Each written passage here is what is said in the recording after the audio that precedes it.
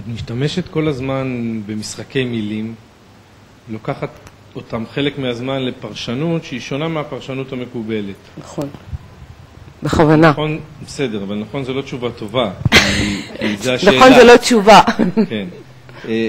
תורה. כתוב בזוהר תורה.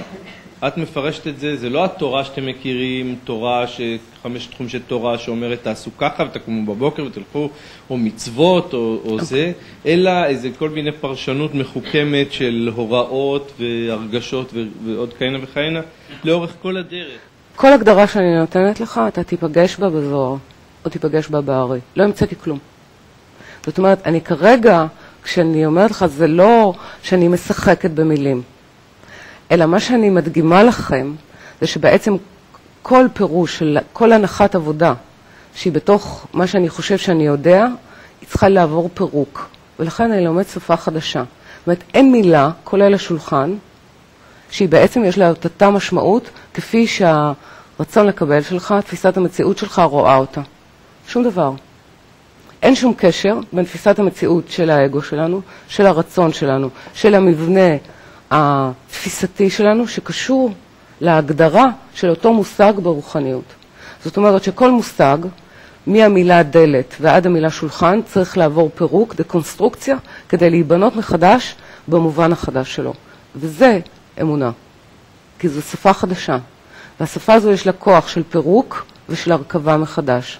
אז אין שום דבר, מכל מה שאמרתי לכם, שהמצאתי, או שאני ככה עכשיו, אתה יודע, זורקת לכם את הכדורים האלה, כי זה צריך לשבות את לבכם. זו צורה שהקבלה עובדת עם אבני הבניין, עם כלי העבודה שנקראים אותיות, ועם המבנה הזה שנקרא מילה.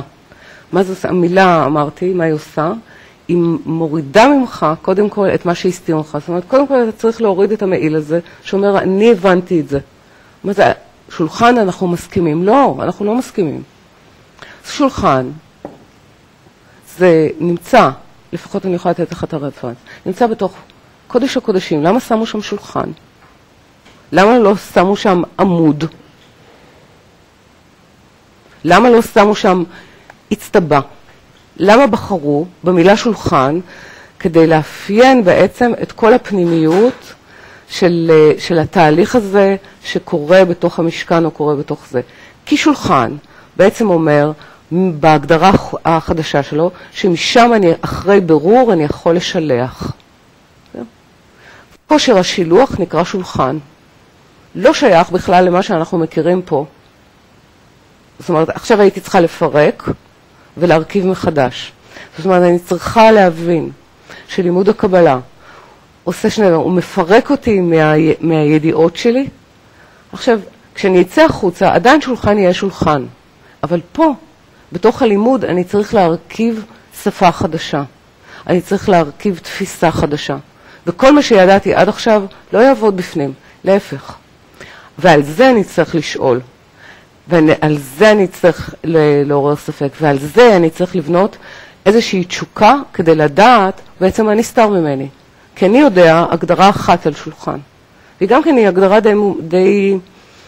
די מורכבת. אתה יכול לראות שעל הרבה צורות אתה יכול לקרוא להם שולחן. זה בעצם הגדרה של השימוש. הגדרת השימוש. כי בעצם גם זה יכול פתאום לעבוד שולחן. גם הדבר הזה, אם אני משתמשת בו באופן מסוים. אז בעצם ההגדרה מחודשת מגדירה לי של המילה, מגדירה בעצם מה מתבקש ממני שם, איך להשתמש. מה אני יכולה לעשות שם, שאני לא יכולה לעשות בתוך הגשמיות, במילה שולחן. אבל אני כן יכולה לעשות איתה, עם ההכרה הזו, עם ההרגשה הזו. כלי זה יכולת להרגיש. זה הגדרה לא שלי. זה הגדרה כי לא יתוש. זה הגדרה של הרמח"ל. כלי זה הגדרה של הארי. כלי זה חוכמה. שורש כלי זה חוכמה. זה הגדרה של אז היכולת להרגיש תענוג.